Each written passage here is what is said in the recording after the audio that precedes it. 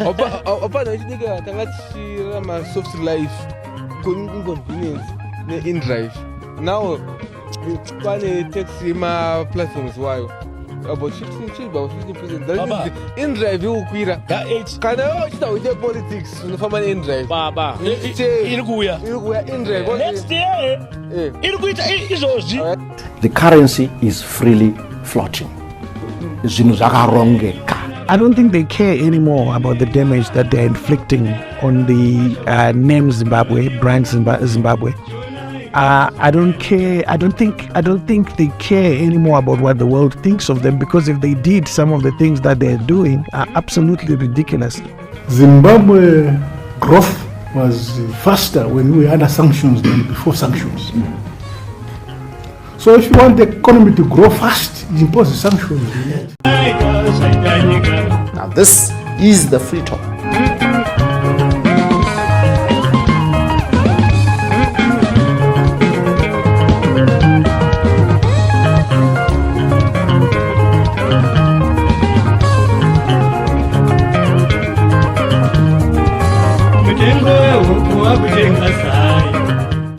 This is the Free Talk. Welcome to this, the Free Talk, in proud partnership with the Frederick Newman Foundation for Freedom.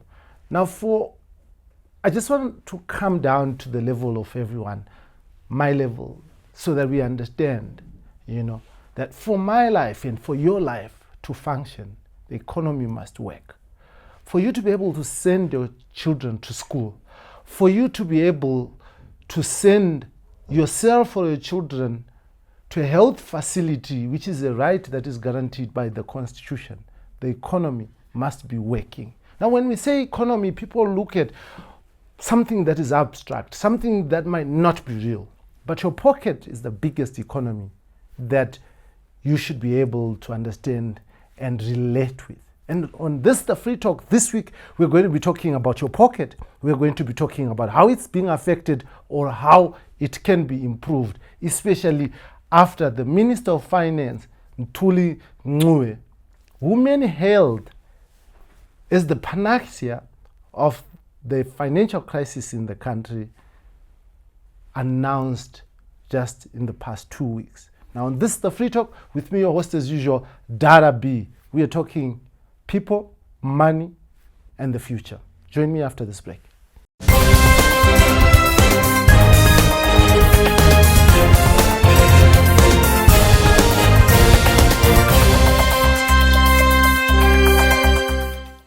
Welcome back to this, the Free Talk, in proud partnership with the Frederick Newman Foundation for Freedom. I, your host as usual, Dara B. Now I'm going to be talking about the economy, the budget, and allegiances. Now, to join me in studio on this, the Free Talk, is none other than Professor Gift Mugano. Now, thank you very much, Professor, for joining me. And then congratulations. I saw your pictures on social media where you were wearing red robes. Jirajuku. No, thank you so much, Dara, for having me here. It's always an honor, and I hope we enjoy the discussion. Beautiful. I want to start on the a bit controversial side before we get into the budget, Professor Mugano. You have appeared on many of our programs here on HSTV, and in most of the times that we've had discussions, you have called yourself the professor of the poor, a person who will not bend their ethics as an economist, but will speak truth to power and will put things straight. Now, has anything changed from those words that you have shared with me in the past? Nothing has changed. You're still the professor of the poor. But right, so the reason why I ask you this is your view on the Mutapa fund that you just did a few days ago. You spoke about Mutapa fund as a game changer, and some people view this statement that you made as an elitist view that is not grounded in the people's concerns. Now let's talk about that.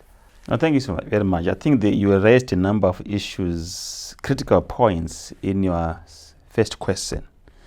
being ethical, being pro-poor, speaking truth to power. So when I say nothing have changed, there's no evidence that I've done something unethical, like corruption or being bribed. Nothing. But also, we must not miss the point that when you speak truth to power, what is truth?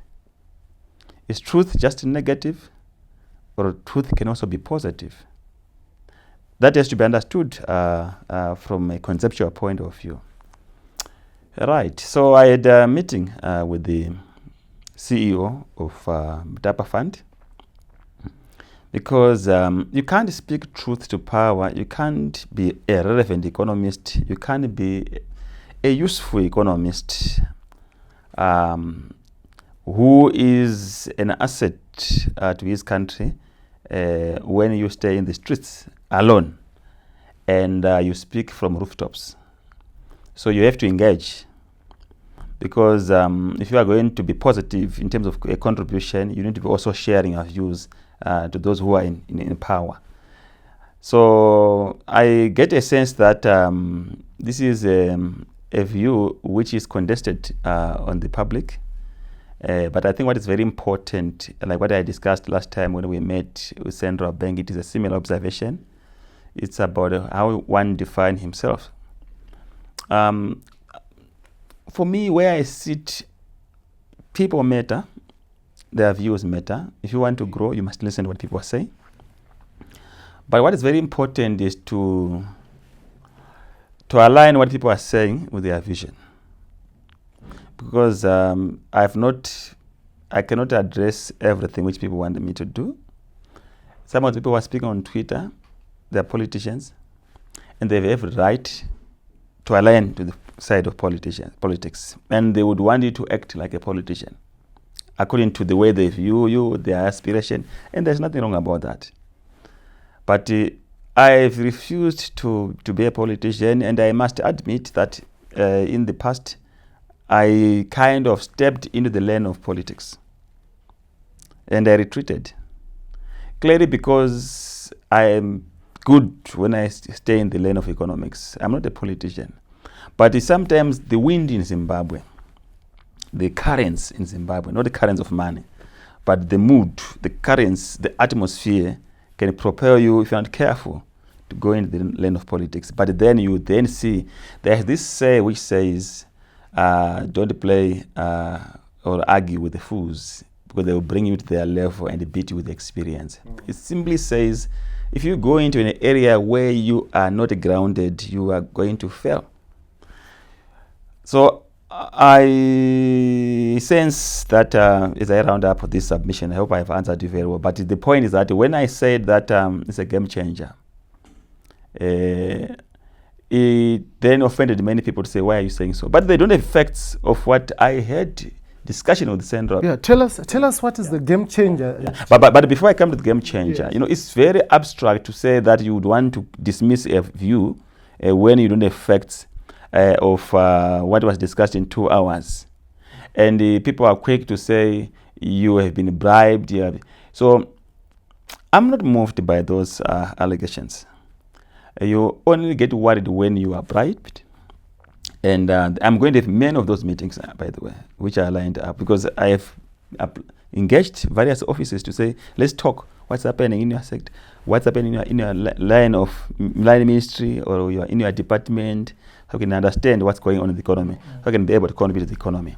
Now, coming back to the point where you are saying, why am I saying it's the game changer? You must understand that even in my tweet, I said, I also had reservations about the Mutapa investment fund. And the reservations to me are more like a hypothesis when you are doing research, where you are saying, this will not help the country. That's the hypothesis. But then you undertake more study to understand it. It could have been an early or a pre. I could have jumped the gun before I understand it, and that's life. That's why I'm so humble to say I think I missed it at the beginning. Now, what is the Mutapa investment fund? What I understood. My first question, which I had challenges with, was that why are you going for an investment fund instead of a resource-based fund? All right, and because we used to the Norwegian Sovereign Wealth Fund, the Pula Fund, and of course a number of funds which are in the world, which are resource based, and they normally build their reserves based on the surplus which accrues in good years when there's excess exports of that fund. The Chinese have got a trade fund, which when they have excess trade, they build the reserves, they put it in their fund. Zimbabwe had a sovereign wealth fund. I think it was launched, it was promulgated into law in 2007, and it did not accrue any resources because there were no noticeable surpluses which were accruing, which could be taken from the mining sector, and it was empty. Now, they've put together 30 entities of state-owned enterprises, clearly to sweat the assets. That's why it is an investment fund, like the Ethiopian one. The Ethiopian airline is part of the investment fund of Ethiopia. So is Dubai, so is Singapore. So those models, if properly provided with oversight and good governance in particular, can bring meaningful change to Zimbabwe. So you are aware that when we're going back to 1996, state-owned enterprise used to contribute 25% of gross domestic product. In China, similar state-owned enterprises are contributing to 25% of GDP in China. Now, in this instance now, because we now have these critical assets under one umbrella, the governance is very critical. The central issue in terms of governance, and if you follow me, my comments from the last 10 years going back into the last 10 years, we used to raise these comments that the challenges affecting state-owned enterprise governance, where line ministries are involved in providing oversight to a particular asset or state-owned enterprise which falls under their armpit, right? And then we had challenge of governance, poor governance across all state-owned enterprises. Now, when a minister leaves office and there's a new minister, another minister comes in, he removes the board. He or she removes the board and put. And there's a new rigor framework which is called PIGOG, which was put by government to try to address some of those challenges. So centralization in theoretical terms of state-owned enterprise under one umbrella terms, and it increases efficiency, and it also helps in terms of but the argument has never been the issues that you're raising, Professor. But the argument has always been that even as those assets are sweating, there's been no transparency, and there's been lots of corruption around it. Now, given that the Mutapa fund is even more shrouded in secrecy because it cannot be scrutinized, and its dealings are not a matter of public record in terms of being scrutinized by Parliament, and does not fall under the PRAS in terms of its procurement. So that means procurement can be done in a very, very shady way or in a very good way, but no one will know. And that is the concern, is it not?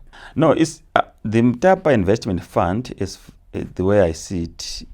It's not like it's an angel which is living in heaven. It's being run by people, and even if it was not, even if it was open, I'm assuming these all state-owned enterprises. Let's go back to history. They were under their own parent ministry. Was there no corruption? Was there no corruption? The question is no. Yeah, the question is because my question to you was when it was in the ministry, there was corruption, but at least it could be audited by the Auditor General and exposed. Okay. But the Mutapa fund. No, but let's address that. Was there no corruption? Like my question has said. No, I want a question. There was corruption, yeah, but it was exposed. Okay, fine. Through audits. Okay, that's fine. Yeah. So when I sat with the CEO, I also had similar question, and he told me that they are going to be publishing audited reports. I will not give the dates, of course, because it's up to him. But he told me that it is something they have worked on, and they will be religiously producing published audited reports. And from that is an issue. Remember, I said I went to meet him with a set of questions, and in my post, I said they were centered around governance issues and the relevance of Mutapa investment fund. Why is it an investment fund against is supposed to be a trust fund? These are my questions. So I don't go there to say I want to come and support Mutapa investment fund. Yeah. So the point where I see it, I think the issue of them being centralized is no-brainer. The issue which must be dealt with in this country is corruption at a larger scale, across how much corruption has we seen in all these ministries, including purchase of cars, which has not been delivered. Yeah. So exactly as you speak about the issue of dealing should be corruption, the biggest question in people's minds, or the biggest concerns in people's mind, is that the establishment or the making of a Mutapa fund is actually a elevation or a facilitation of corruption because of the veil of secrecy that it operates under, and that it is directly in the office of the president. So our maybe if we can settle this one, how are you going to have veils of secrecy in terms of governance and accountability when the fund is audited and is published? By who? Audited by who? Independently audited? That's another question, but Yes. let's say it's independently audited and it's published. How is it going to be an issue of concern in terms of accountability and probity? You're here Well, to that answer- has been you're- assured. you're- No. you're, I'm here to saying, answer the question, I'm yeah. saying that's the basis from which I was also satisfied by issue of governance to say, I'm used to call him governor, CEO. The issue of governance is critical. The issue of accountability is critical. The issue of knowing the debt which is in these entities and how is it being managed is critical. He said, don't worry about that. You are just going through the auditing process. And he told me... Who is auditing them? And that's not for me to say. Because remember, I met him and we had our discussion. So I can't tell everything. And in fact, I don't even know who is auditing them. But the point I want to say is that what satisfies me as a person who went there with concern about budget, about the governance, is to say, how are we going to be satisfied that there's accountability? And his response is centered on publication on an annual basis of audited financial accounts. How long has the Mutapa investment fund operating? It's almost, what can I say? Just above a year. 14 months, if I'm not mistaken. But what he's also told me is that he's going to produce not only audited financial accounts for Mutapa Investment Fund, but for the whole sovereign wealth fund, starting from when it was initiated. Right. So that is a refreshing position for anyone who is concerned about accountability and transparency. It's not the best in terms of how it is governed, but I'm saying what also struck me to say when I say it's a game changer is the detail in which they've set up their strategy, which I also spoke to, right? To say they've a 5-year plan, which is acronymed FIRE, and I broke down the FIRE being fix, invigorate, reinforce, and extract. That's where you get the benefits. But basically, you're fixing broken pieces in some. So there are some state-owned enterprises which are in the fix, which are being fixed, right? Which are classified as question marks in terms of their of the matrix, right? There are some state-owned enterprises which are classified as being invigorated because they are not in that category. Over this past year, let me just say, over the past 1.5 years that the Mutapa Fund has been operating, which state entity in your view has changed or has been transformed by the coming in of the Mutapa Fund? So you want to say transformation in 1 year? No, because if you are impressed by something, I'm looking at the story. I'm looking at the story. That's you stopped me when I was telling about the strategy to say they have a 5-year strategy. because you need to understand, you must have clarity about where we're going about this economy, right? Forgive my pessimism. No. But I'm talking but if about you want men. me to answer, you allow me to speak. Yes, but forgive my optimism, Professor. You are telling me about a man who said at one point, as he said, if the bond not fails, I will resign. And words alone coming from him at this point does not cut it for me. So why would you believe just words? I'm asking this probably because maybe you saw something that we should be aware. No, but what you must understand is that I met the CEO of Mutapa Investment Funds, right? He was speaking about the strategy and the pertinent issues which I was addressing to him. And this strategy, if you check, I did not say his strategy. I said Mutapa Investment Fund strategy, right? And this strategy has been put together by a team of experts in the Mutapa Investment Fund, right? This strategy has been approved by the board of Mutapa Investment Fund. Are you with me? So, now, when you begin to personalize and single out one person who is very central to the strategy, of course, to say because he said if bond not fails, I'm going to resign, then you say I should dismiss a strategy which was presented to me, which addresses things which I was about to say, and of course you went on for another question and I will not go back into that. But I'm saying the alignment of the strategy to the entities and the pain point of these entities as an academic impressed me to say, and people, now the question is that, am I supposed to say I'm impressed when they've achieved 5 years? Or I'm saying the roadmap they are putting has got clarity that you can make this country work. That is where I sit. And that is something, and I don't say much, and I'm not going to say much, because I don't want to be spokesperson of it. And I also want to respect certain of the things which we have discussed. But what I'm happy with is not a street talk. It's a clear strategy. All right.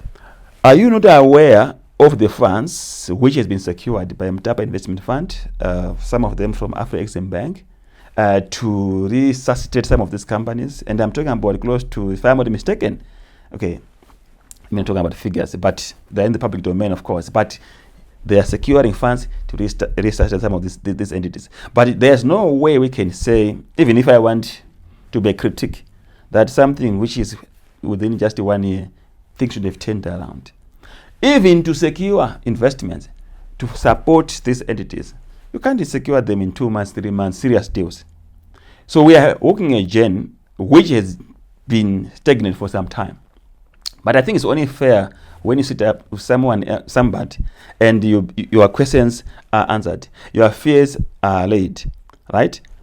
The importance of centralization in the office of the president is to ensure efficiency and cut bureaucrats, which is associated with the line ministry's mandates, because they will say, I have a mandate in this area. And that would have put actually the CEO as a super premier or a super prime minister. So it needs the office of the president, but that's their job, is policy coordination. So that's the political side of it, which makes sense in any economic reasoning. But look, I'm not there, I'm not a worker of or an employee of Mutapa Investment Fund, but I'm also giving them goodwill that what they've shared with me is good. So that at least when we walk the journey, if they stamp or say, but look, we gave you the goodwill, and I think it's only fair to do that. I'm not going to stand and say, be their guarantor and their surety. No, I'm not going to be that. But it's fair to give a goodwill on something is positive. The challenge which you are having, which is not having, that whenever I say this policy is not good, Zimbabweans go into, they're so excited by that. So if I consistently say this policy is bad, I'm a hero in the street. But if I say this policy is good, suddenly I have no ethics. I'm going for trinkets. I don't want that to be that stupid hero I want to be myself. I want to speak what I believe, what I'm convinced, but I'm not arrogant that I can't listen to what people are saying. You know, I listen, but remember, they were not in the meeting. I saw one fun stuff which I hope we'll put on X, where you were saying we have data analytics to show that advanced data analytics, that what you are saying is wrong. You are doing PR. Right, okay, fine. That is obvious, the use of artificial intelligence to showcase that is this correct. But that data analytics cannot go into people's mind. That software which was used was not in the meeting. That data analytics looks at the past existing information, which is based on hearsay. That data analytics has no relevance in terms of understanding the strategy which they have today and the roadmap. It doesn't have that information. It will have it in the future. Once it is released in the public domain and the information begin to filter, which shows the changes happening, it will change the landscape. So you can't stay in history, particularly when I also went there with historical information and the present information. But what I'm talking about is the future. So where I sit data for the future references, I'm not going to be apologetic to speak. If I meet the Minister of Agriculture and there's something which I feel makes sense from economic reasoning, I'm not going to be apologetic about it. If I feel that what he's saying is not bringing value to the discourse of the sector in agriculture, I will not be apologetic again to to say it. Yeah. You speak about investment that has been sourced to assist the parastatals that were in the red or that are in the red by the Mutapa Investment Fund. We had, I mean, forgive Zimbabweans, doubtfulness, because in the past we've had so many good policies that have been announced. We have had so many good roadmaps that have been announced by this government. We were even so convinced that there was $100 million facility that was backing the bond note, only to be told years later that there was nothing like that. And this thing was said by a whole RBZ governor, was debated in parliament, and people using words tried to convince people, and yet they were all lies. So my question to you, Professor, was why are you listening to words now, when in the past you have refused to listen to words? You have looked at numbers, you have looked at figures, and you have juxtaposed them with the words, and you have always found them not telling. Did you do that now? Right, so these are different examples. Similar country, similar people. I'm talking about the fire strategy. I looked at the pragmatism. Is there pragmatism in the way the governor, CEO, was speaking to me to say, this is what you are doing. I'm looking at the strategy. There's more to do with strategy. Sometimes you don't need money. Some of them you have to really look at how you can sweat your own assets in that entity. Out of the 30 state-owned enterprises, 50%, according to him, doing very well. Other 50 also not performing very well. Now, the question to the public, not to you, which are posing, is that what should we do going forward? Because our history is not good. Should we say when we sit, we discuss? It's also the Dangote story falls into again. We dismiss it, that nothing will happen, nothing will come out of Nazareth. Should we say that? I used to do that, personally. The bond note story, I was very critical of it, and but and you were right, and I was right. Yeah. So should we continue? I mean, we are having a dialogue as a Zimbabwean, as citizens, to say whenever there's a policy, yes, we have a right of questioning, to say this area there's a problem, this area there's a problem, and then you are given the assurance that, okay, fine, we will be publishing every year audit reports, which will guarantee accountability and transparency and everything. I'm just giving one example. So even if there's that assurance, is indeed, that's my thinking. That's why I've changed to say, where there is genuine and facts to say there's some progress is being done, you rather want to give them a chance. Not because I cannot question them when they fail to do it. I think I will be smart. I'll shine when I say, but we gave you a chance and you fail on this one. It's not good for serving the public than to be always negative. Now, the challenge I'm having is one. We have been on this road of economic downturn, particularly on currency crisis, for the last 28 years. And the challenge I have, being an economist, I know the dangers of negativity against economic prosperity, particularly where you just want to please the crowd. But that does not mean to say I should just endorse anything because I want to make these things work. I want to be helpful to the country. I should provide constructive criticism. But clearly, I met the CEO of Mutapa Investment Fund. He shared with me his views. And in my last meeting, said, okay, fine. We'll keep on meeting to check, review, where are we? Right. And you hear that there's a clear platform where we can continue to engage. You want to support him.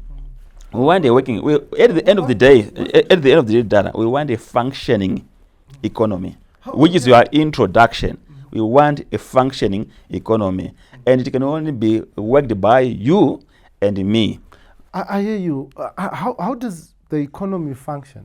How does the economy function when all the other factors that you have criticized before have remained constant? And these companies or these investments that you're talking about are working in this environment where tenders are abused. And where still we know and we have a history and we have seen the abuse of tenders. And then Mutapa has a license to acquire without public scrutiny in this environment. What is so special about Mutapa that it would be immune to that, especially with that veil? Why would that excite you? So for some of these things, you have to ask the CEO, because I don't want to speak like I'm CEO of Mutapa Investment Fund. But you're the CEO of the poor, so talk to them, because they have believed you in the past. And the right of believing me and the right of not believing me is their right. But I'm not going to follow the streets arguments. And to try. I want you to convince them. Yeah. So no. I don't have to convince anybody. I have to convince my conscience. Yeah, because look, leadership. You are a leader in your own space. It's about having conviction on what you are doing and why are you doing that. And time will be the best judge of everything which we do. You don't have to convince everyone on what you do. What is important is convince your conscience. My conscience is very clear. I'm the CEO for the poor. And how do we make a functioning economy? I'm engaging the powers that be. There's no way, Dara, you can contribute positively, even to try to contribute positively to the country, if you don't engage the one who's in office. And you don't make it by bashing the person when there's no reason to do that. It's a stupidity at the highest level. You engage, you are satisfied, you say what you think, not because you want to be bought, but because you want to show goodwill that I was satisfied. Because if I'm in a meeting and I cannot keep, my issues are answered adequately, then what is the point of me coming out and say, because of history, it happened, I don't believe it. It means I'm not sincere. It means, again, when I want to meet other state departments, other ministries, they will say, but gift is not serious. Because they know this information. So you need to earn your respect. You need to, and if I meet someone and we disagree, and we come out there disagreeing, not because we are fighting, but I'm raising these are the issues. But also remember there's a duty to say, now, because you have met somebody, and there are also sensitivities. It's not just a Twitter talk what you're talking about. You can't just talk things which cause despondence in the country. Because when I am meeting now, we are discussing even detailed information which could not be shared in the public. But you want to discuss issues and build the country. So building in a country is a responsibility. So I'm saying this because people watch this program, and I'm here because I respect them. But I have that responsibility, even to take the blows if it means they have to be, because they don't see. So there's a time they are going to be able to see that. But if that doesn't work, but I would have done my duty. It's like the struggle. This is our own struggle which we are having. There are people who have gone to struggle thinking they will turn around, will get independence. But it took time, and they became our heroes. They lost their lives. They went for the struggle. So I am in my own struggle where I'm saying, I'm not a politician. I'm not in any party, right? I am. But you have declared your loyalty and support to Nelson Chamisa in the past. Yes, I did that. But where is the party? Where is the party? I'm not in any party. I did that. We're going for elections. Are we in elections? So we must define the time differently. I have come back to take myself as a technocrat, and I'm just doing that. And that's why I have the liberty to speak without anyone whipping me. That's why I can speak and say this policy, I don't even like it when I say that this policy is not working. But I'm saying it because I want things to be changed positively, and I want my voice to be heard. But when you hear what I am saying about that policy is not good, there will be facts. But certainly you can't be a person of negativity in everything. You see something good and say, I don't want it because I want to please people. I'm not here to please anybody. I'm pleasing my conscience. As long as my conscience is not doubting, I'm not guilty, I'm happy with that. You spoke about us wanting a working economy, right? And that interests me, especially as on the next issue that I want us to have a discussion on, the budget. Is this budget that was presented by Professor Mthuli a working budget that will make this economy work? This is the worst budget ever. The worst in history. In the sense that the Minister of Finance in this budget is more worried about collecting revenue. He is more like a minister of taxation. Has he not always been like that? No, he's becoming worse. Because there are new taxes which he has added, which makes it worse. Right? And the problem which he's having is acting as a fiscal mathematician. Fiscal. It's from the fiscal policy. Fiscal mathematician who is interested primarily to collect revenue. And the pity which he has is that the revenue, the budget, the balances in his books when he's doing the budget. But in a practical sense, it's not going to balance. I'll explain why, but first let me just talk about the worst tax which is added. He put withdrawal levy. He's basically killing the banking sector. Because already people have got a challenge with the bank charges. And in September, the Minister of Finance was very clear this year that he is going to be encouraging central bank and working with the banks to reduce the bank charges. And I actually reminded him that you must also reduce your 2% tax because it's also increasing the bank charges, which are perceived as bank charges because it's part of the bank charges, including the mobile payment. People are angry with these mobile payment platforms. And the major driver of the anger is the 2% tax. What does he do? Instead of him removing the 2% tax, he's keeping it. He's only removes 0.5% for the ZIG, which is not there. Right? If there was enough ZIG in the market, it would have made sense. So he's done nothing. He added 0.5% on VAT. So he's taking everything. He's adding on VAT. Now, but he also added a withdrawal levy, which clearly discouraged people from banking the money. You see the caveat and the wisdom which he's using. Saying from $0 to $500 is no tax, because civil servants will fit in that bracket. So he doesn't want an outcry from civil servants. But they don't bank the money. No, they have no money. The business which are supposed to be banking the money in large volumes and those SMEs will not bring the money to the bank. And he's not going to tax that money because the deposit would dwindle, the withdrawal would dwindle. It's as simple as that. And that's very catastrophic. Let me come to royalty taxes. He put 10% royalty tax on gold, which is the highest in the world. And this royalty is not on profit, it's on sales value of gold. Now, the figures for the last 10 months is almost $4 billion. It's $3.8 billion exports in gold this year. So imagine 10% of that in the first 10 months. He could have get $380 million on paper, on book, in his book.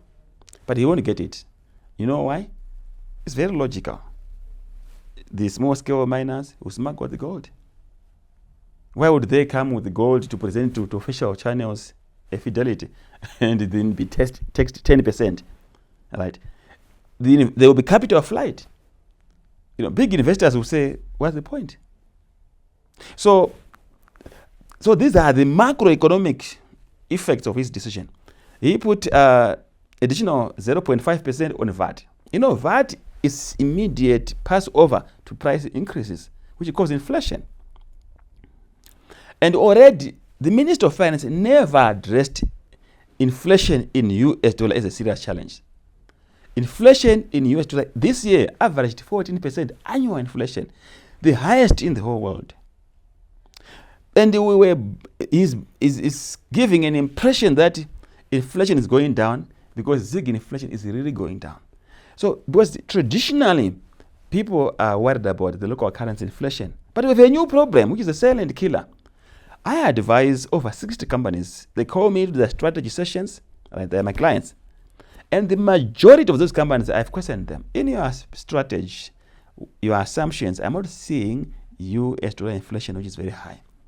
How are you affecting that 14% average inflation? This October, of course, is 13.1% in your budget. Are you going to see increase in expenditure by 14% next year in US dollars? They're surprised. Well, it's not any issues being discussed. But the Minister of Finance knows that. He could have literally reduced VAT to reduce inflation in the retail because it affects demand. So that's why I'm saying this is the worst budget in history. The budget which taxes people who are gambling, he's increasing the tax for the poor who are gambling. These are poor people who are struggling and they're trying to get some money because there's no jobs. Go there during the day, they're gambling. They should be at work. Go there during the night, they're gambling. Midnight, they're gambling. And gambling has become a crisis in this country. But it's increasing taxes there.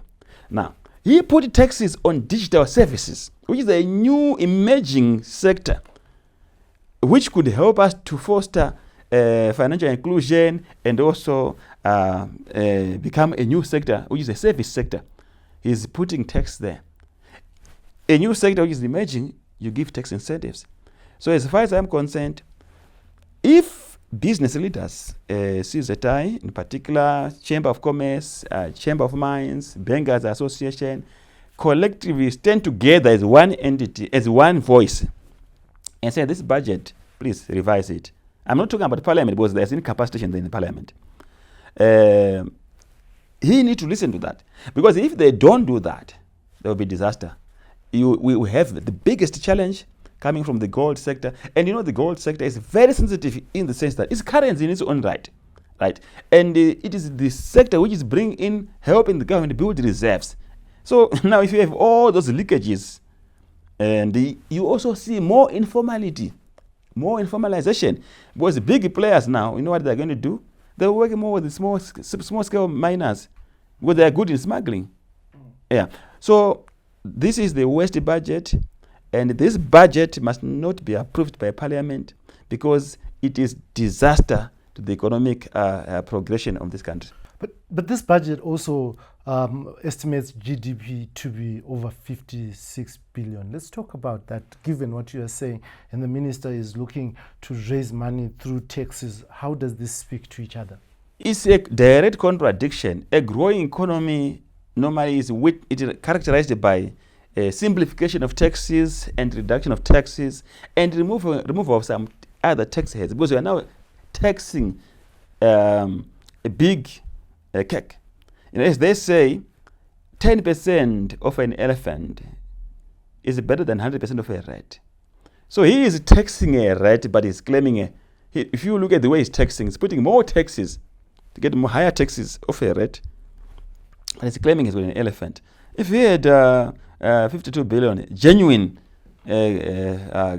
size of the economy, why is he going everywhere like a headless chicken, looking for anyone to tax, including his submission to say he want to put fiscal services, fiscal devices and point of sale to the informal sector and the pavements? How do you do that? So that's ridiculous, and I don't agree with that. What kind of economy are we building here, Professor Mugano? What type of economy is Professor Mthuli building, given these high taxes, high estimation of GDP, and further the debt?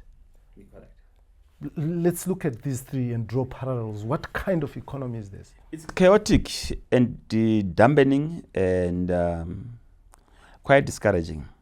You have raised quite critical, pertinent issues there when it comes to debt, for example. You know, the Minister of Finance has failed to rein the debt, and one easy way of reining the debt is to avoid assuming new debt. And when we got into second dispensation, our debt was around $10 billion. That was our debt. And now the Zimbabwe public debt has reached 23.4 billion. Exactly. So it's doubled the debt in the last 7 years or so, if you want. Where is this debt? I mean, what is this money really being used for? Because I want us to talk about this, because some people just generally think that we are too consumptive. This money is actually being used, Professor, to buy cars that we see that are being donated left, right, and center when companies are failing. Social service delivery is almost non-existent. Now let's talk about this. Okay. So I think the starting point before I come to the cars is that there's no accountability in total essence in terms of the debt, which is the disease I have said that it's not just isolated particular entity, as what people would want to say, but it's a national disaster. You might have read in the IMF report, Article 4 report by IMF, that they were worried about $4.5 billion US dollars, which was not accounted for by government. It was not in the books. And at that point in time, our domestic debt in October was 21 billion. So the one which you are talking about, which is now in the budget, is a reflection of the correction that they have now reported it, because nothing material could have happened within a month, right? Between October and when the budget was presented. And the other one which also I raised on X is the $1.7 billion, which the Minister of Finance, they said that it runs from, it was accrued between 2022 and 2024. And this debt, breakdown of it is that $700 million went to dams, and we are still hunting for the dams. We have not seen them. It's worrying because $700 million are unverified payments, which means there are some payments which were verified, which also pay to dams. So one could say maybe in the last 3 years we could have spent over $1 billion verified and unverified, right? Togwem course, which is the biggest inland dam, if I am correct, in terms of the biggest. I'm talking about Kariba, but we compare with other dams. It spent 260 million US dollars. So the question is that as we are accruing this debt, do we have four Togwem courses which were built in the last 3 years? Right? The answer is no, because you can't keep it in the pocket. A dam is not a phone. You know, even cars they are buying, we're seeing them being given to people, but we can't see the dam. They're like the Zupco buses. Do you still see them? I don't see them. I mean, if I say I don't see them, maybe that's not correct. I see them, but there are many. You can't count them. Some of them were contracted. But the point I want to say before you digress is that what paid me on that debt of $1.7 billion is that there is $305 million of worker compensation, which goes to your Christmas, NASA, pension fund. Some of these elements are medical aid, and the workers are not able to access medical aid services because they are not funded. So people's life is put on danger because of recklessness on behalf of Treasury. And then the other one is also going to seed input suppliers of $380 million under Fumvudza. And then you wonder, why are we having food insecurity when that money was going out there? What strikes me in terms of ignorance and arrogance by Minister of Finance is that they go on to say, they make an allegation that some of these payments were not verified, and there was flouting of Public Finance Management Act. But when you look at some of the payments, particularly the $380 million, it relates to statutory payments, which are your pension funds, medical aid. Ministry of Finance cannot turn their blind eye on that. It's under their purview. And what also pained me is that 98 million of the $1.8 billion is BIM fund, which goes to the poor people, schools, and there are challenges there in the schools, and they're owed money. War veterans are owed 8 million. Imagine even the disrespectfulness of Minister of Finance and government to say you owe war veterans $80 million in terms of their compensation, their payments they must be getting, their allowances, and this debt now is now being said it was owed from 2022, which means that money was not going to war veterans to 2024. Now, between now and then, they are now doing verification, and they should then extinguish the debt by 2030. So all these people who are bunched in $1.7 billion have to wait up to 2030. No money will be coming, and they've lost part of their life. And there's no pension, there's no medical aid, there's no education. So that is one area of debt which I'm worried about. The last one I want to talk about is the increase in domestic debt from $8.9 billion in July, right, to $9.8 billion as of 30 September. And that tells you that the government in 3 months accrued $900 million in terms of debt, US dollars. So the debt area, these are monkey waters, which I think if there is any commission of inquiry, this needs a commission of inquiry to know why are we amassing this amount of debt. The budget, in terms of execution, will be very difficult, this kind of debt, because this debt is carried by private sector largely. So companies are closing. Think of seed companies, they're owed $380 million the last 3 years. There's no figure for 2025. What is being owed? They've reported they ended in December 2024, as if this year is not a fiscal year, which means there's something big which they're hiding again.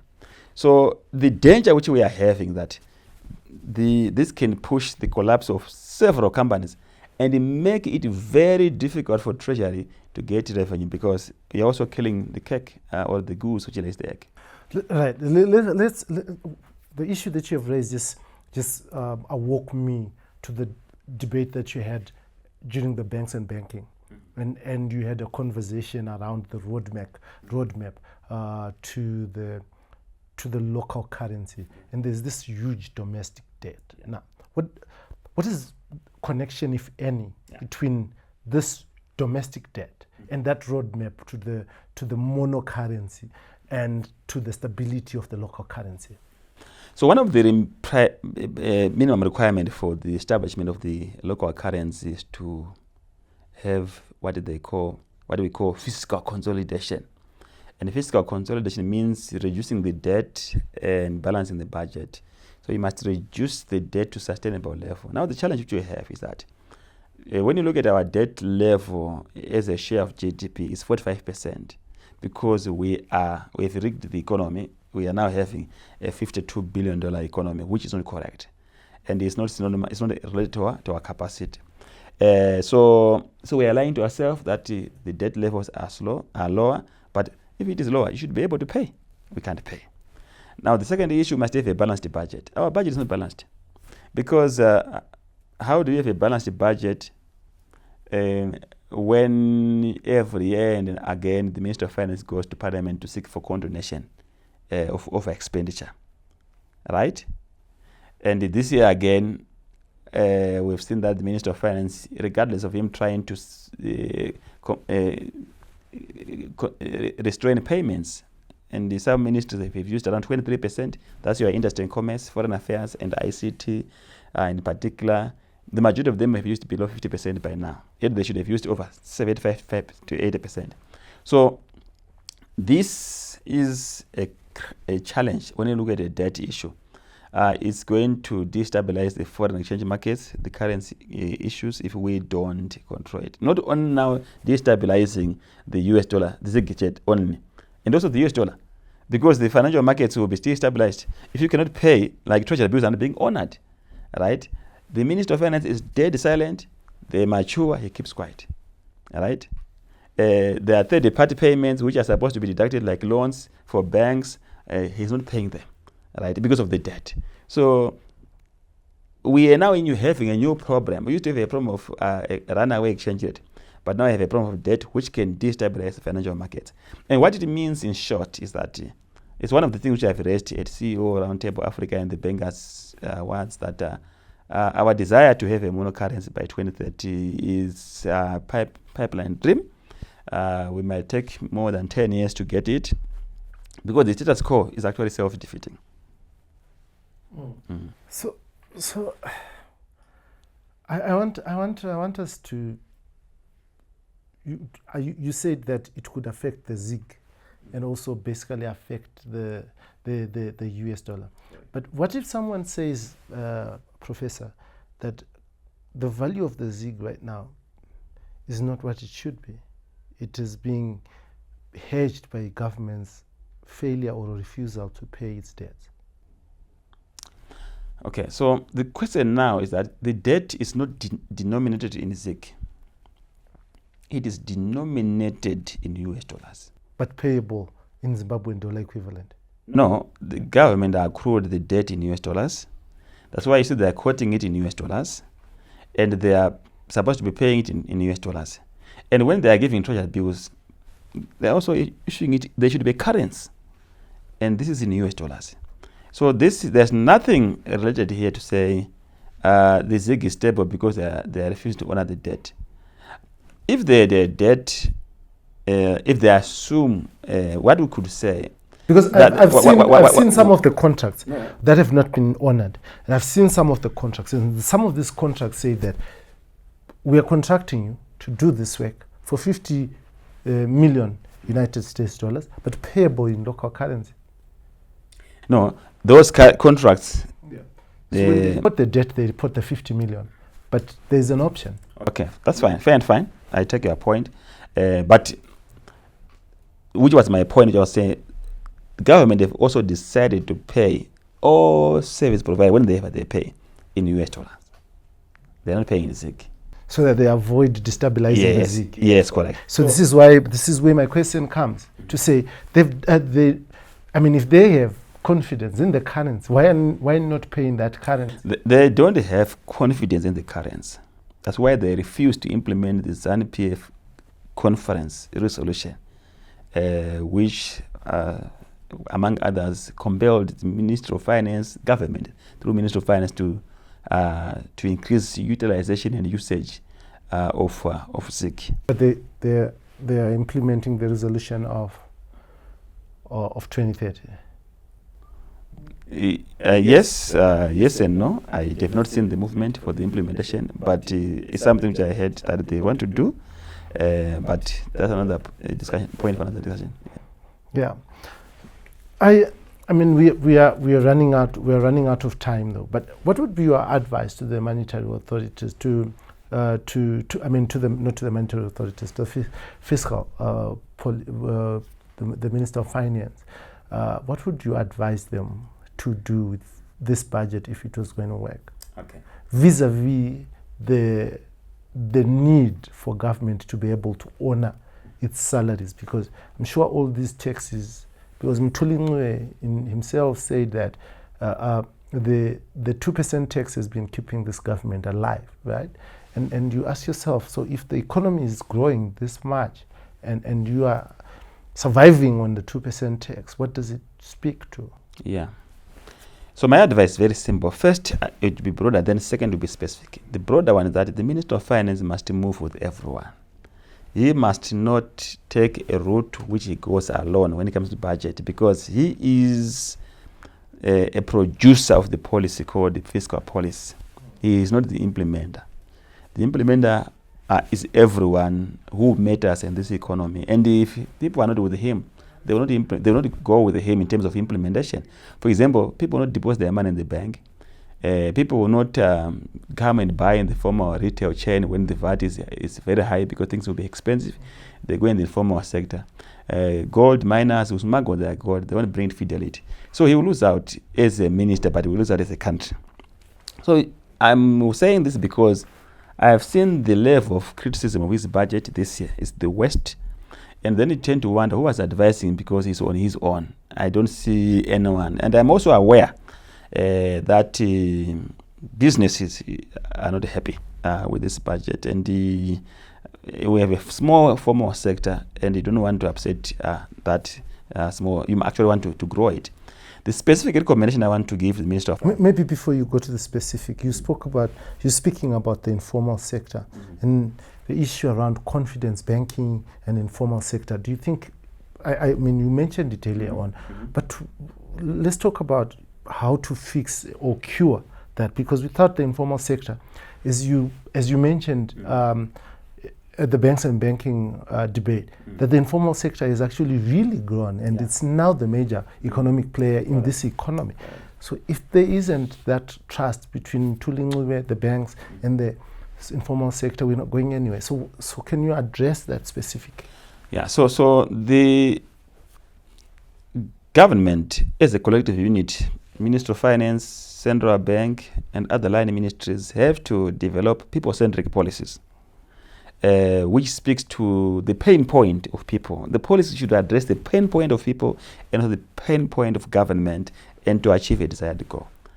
The question is why people are comfortable to put their money under the mattress is because they feel safer there. So if you don't provide a guarantee in terms of safety and address the pain point of bank charges, for example, the pain point of assurances that the money is there, there's no way you can push the people in the formal sector. I'll tell you a story when I went to Zambia doing some assignment there. I wanted to give the taxi driver $US it's paying the tax for the taxis. He said, no, I want my kwacha. We're talking about Zambia, which went through a similar challenge what I've gone through. And so I said to him, what is the difference? You just tell me the rate. So he said, no, I don't want $, I want my kwacha. So he ended up, so I insisted, because I'm used to Zimbabwe. So he kept quiet. He just drove me to Bureau de Change. And he said, change your money there, give me money.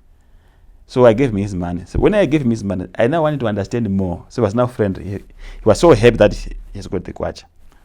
So he said, no, if I want, this money works. I go to the shop, I use it. I don't want the US because I struggle to go and buy things in the shop because people want their currency. And we have confidence in our currency. If I want to travel, I just go with my ticket and I get the US and I go to South Africa. So I have no challenge in getting my currency. This is a simple illustration of how the system must work in Zimbabwe. So I have a friend in Zambia who wanted to send me money, and they actually just go to Mkuru with their kwacha, and then they send, and it arrives here as US. Correct. Yeah. That's a functioning economy. They've addressed the fears of the people. You don't address the fears of people by advertisements or propaganda, or even make it worse by bringing in more punitive measures, which are going to make it difficult for people to operate. Those are the challenges. But I was about to talk about the specific recommendations. Basically, for me, he must take out the withdrawal levy. Is very catastrophic and very dangerous. It's anti-banking, it's anti-poor, it's anti-financial inclusion. And in any way, I can challenge the Minister of Finance that if he keeps the withdrawal levy, he will still not collect the money he's expecting. he must take out the 2% tax. It's not correct, and I would want the Minister of Finance to come here to say that the 2% tax is the major contributor of tax. No, it is no longer the major contributor. It used to be the major contributor of tax when it was contributing 16% of total revenue to 20%.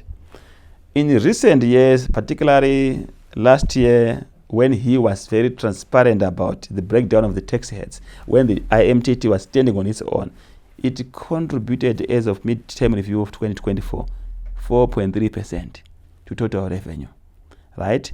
And now it's lumped. You can't see it. It's lumped in other tax heads. So, but it's still, where it is lumped, the contribution is 80%. So it's very clear that he has got much more value in taking it out, and there's more formalization of payments now, because the 2% tax has actually pushed people into the informal transactions to an extent that the level of formalization and banking and depositing of money has actually gone down compared to previous years. So if there is formalization of money, he actually gets money from VAT. And if he takes it away again from the shops will be cheaper, right? And you move away people from the tax shops, and they buy from the retail chains, where it is easier for him to get the VAT. So he's losing VAT again through the 2% tax. And he's increasing VAT again, and he will lose more VAT because it's now even more expensive. So it's a paradox. Now, the other one is the royalties. You know, the royalties of 10% is the highest in the world. And it's punitive. 10% of sales. It's massive. And in my view, he must just keep the 5% which was there. He was still getting a fair share of royalties. And if government want money, want more gold, they must work. But is it not fair, though, for government to get as high as 10%, given that these minerals belong to us, those who are extracting them, a majority of whom are not even Zimbabweans, are taking our wealth, leaving our environment, cannibalized. No. For me, where I sit, I think what must be done for strategic resources like diamonds and gold, government must up its stake in those minerals, right? Like what Botswana did, the polar, the diamonds. And if you look at the structure of the diamond entity there in Zimbabwe, they're 50-50 with the private sector players. But it's very strategic. And government appoint a CEO, and these ones appoint a chairman. If this one appoint a chairman, they appoint a CEO. They are running together. That's how you share. You don't go into private investments, private capital, and you are now taking 10%. The risk which you have gold, yes, but it's not on top, on the surface. It's underground. Even if it is for the Korokosas artisanal, it's not easy to mine it. There is a serious cost of mining it. So sometimes we get lost when we say we have gold. The gold is not like Majanja, no, Pasadona. Gold, you have to work for it. So you at 10% charges with the royalties, if the price bubble of gold goes down, they will make massive losses. And so we are competing with other countries. They must go into that game, but also they should also foster value addition and beneficiation. That's how you make more value of your minerals. But again, I think it also goes to the value addition and beneficiation. The taxes they put on export tax, on lithium, on chrome, and everything. These are counterproductive. I would want to see government, where necessary, stipulate a law that we have to value add. And if private sector doesn't want to value add, they invest into that value addition and say, now, this must come through here. We are value adding. Right? So that we need to be pragmatic. Remember, we're also dealing with the private sector, which is also very stubborn. So you can't then become emotional and you lose it, and you put taxes which are going to cause you to lose the money. Now we are going to lose more through smuggling.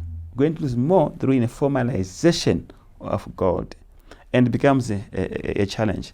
Yeah. So what is the cost of politics to the economy in the setup of Zimbabwe? Politics is always a challenge. If you don't have good politics, you don't have a good economy.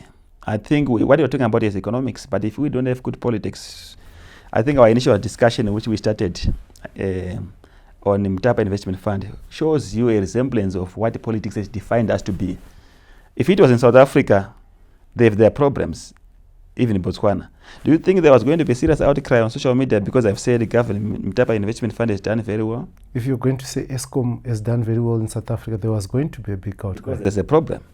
There's a problem there on ESCOM. But I'm saying, concerns and the genuine debate are not bad. But I'm simply saying you need to measure the level of toxicity. I receive calls even from top executives to say, but Prof, Asimatengwa. And you say, who are you? The person, you don't even know him. But he's very angry with their statement.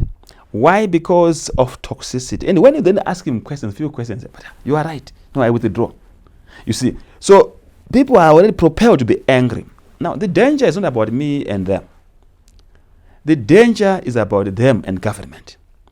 Because in economics, we define them as rational economic agents. They make decisions based on their knowledge of the past performance of government, on the present, and they define the future. So the challenge which we are having, because we have done bad politics which is not unifying the people of Zimbabwe, we are bad against each other. And it is easier for anyone to dismiss anything and not support it. So you can bring politics at national level to your home. If your wife and your children don't see you in good light, whatever you say, they dismiss it. And you see the development of that family will be different from a family that has got a good father, who has got good dignity, who is respected.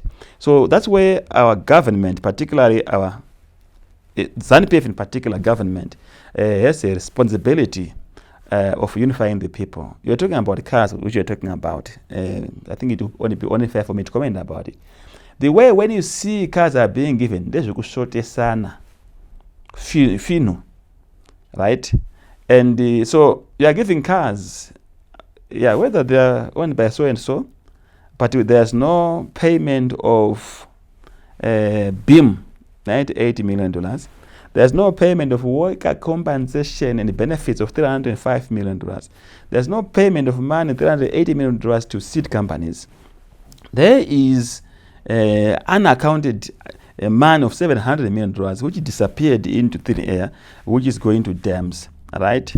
And you have war veterans who are given $80 million, and I can go on and on. They've been given hampers by but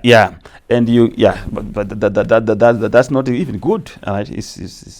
Then you go to hospitals which are in shambles, education. So you define the currency in the country, which is very negative.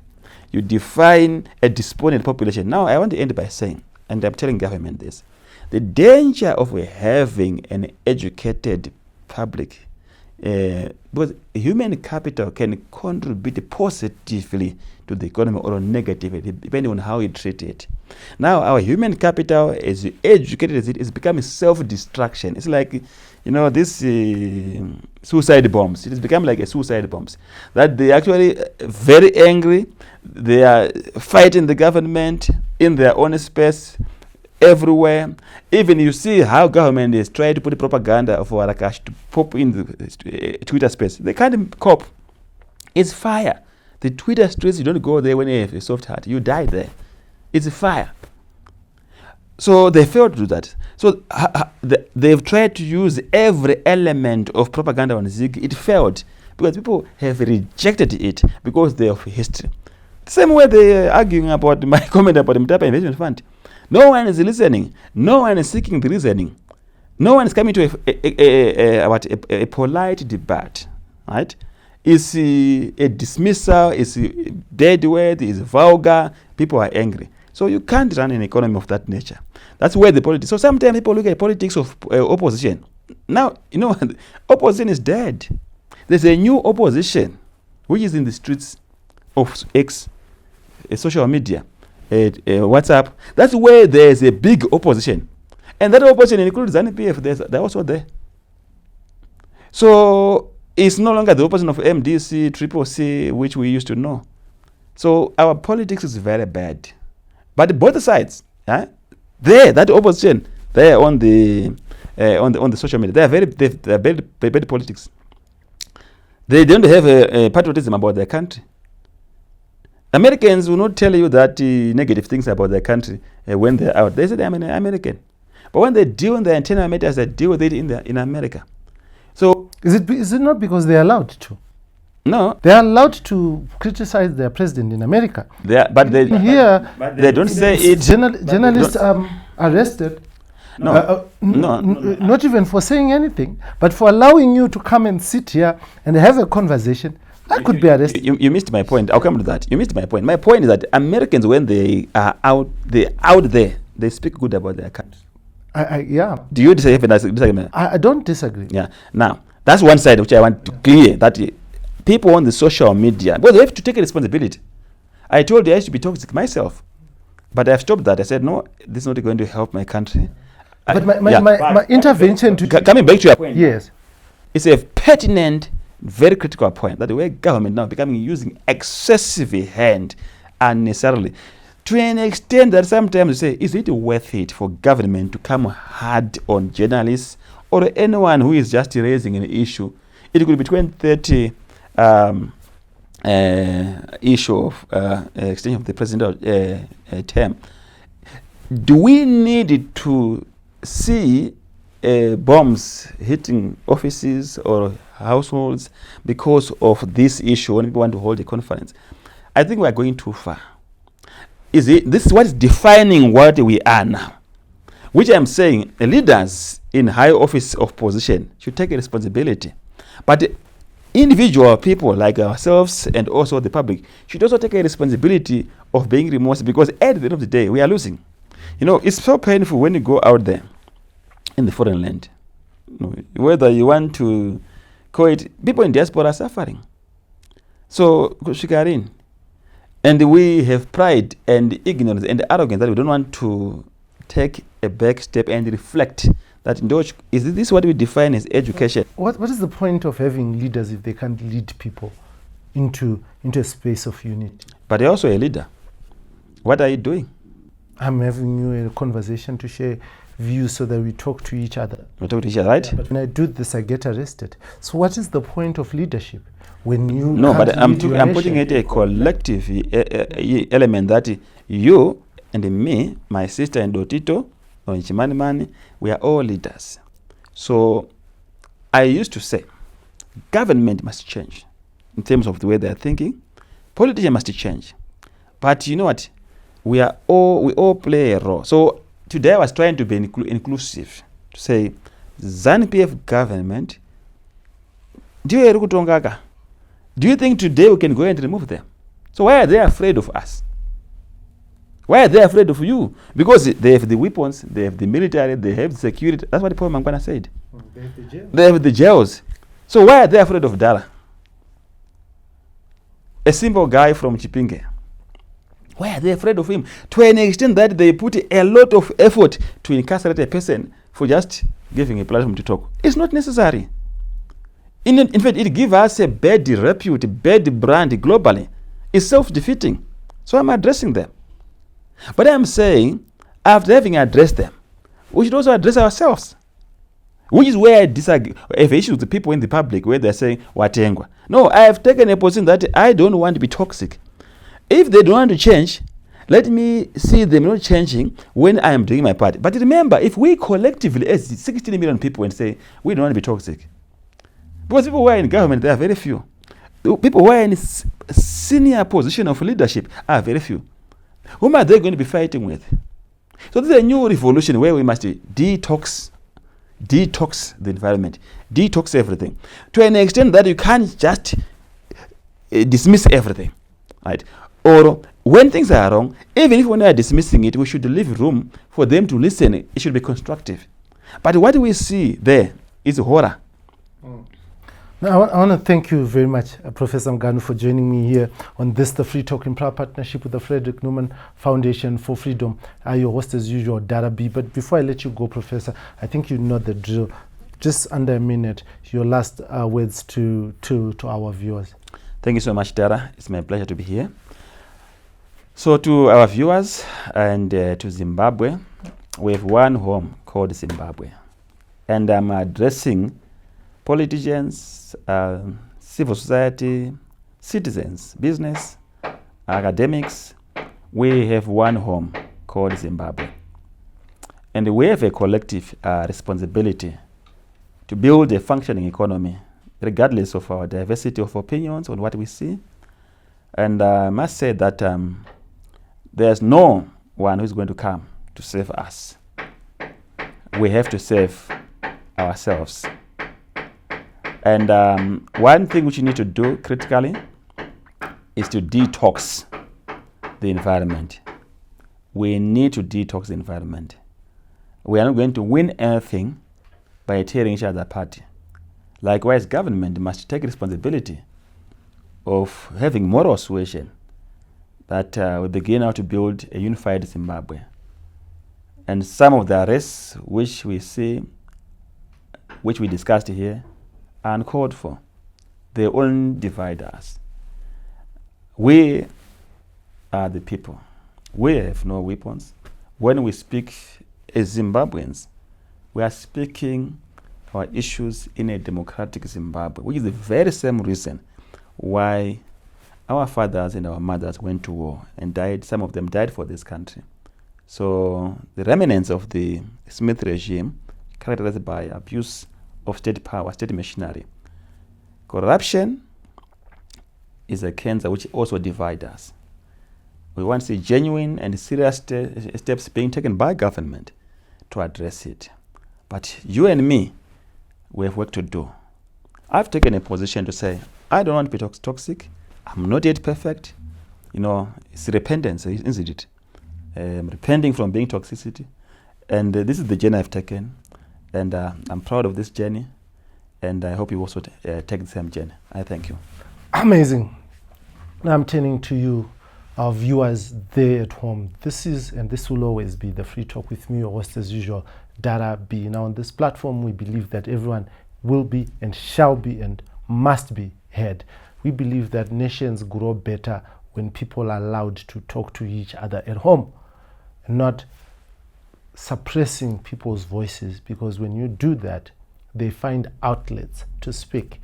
And when they speak, they normally then speak bad about their country, whilst from the vintage of safety in other spaces. This, in my view, is one of the reasons why we continue to have massive brain drain in this country. And when those who have stayed in this country have taken a backseat and have not contributed to the development of this nation because of fear of the unknown. Now, leadership, the responsibility of leadership is to provide vision and direction, because vision is for the few and provision is for many. I, your host as usual, Dara B. Until next time, I want to thank you very much for watching us and supporting us, and just ask you to do just one simple thing for us. Now, just go down to the subscribe button and press it and subscribe, so that you promote the work that we do, so that we continue to give you these unmolested discussions and help bring a better Zimbabwe for all of us. Now, my name is Dara B. Until next time, thank you very much, Professor. My pleasure. Beautiful.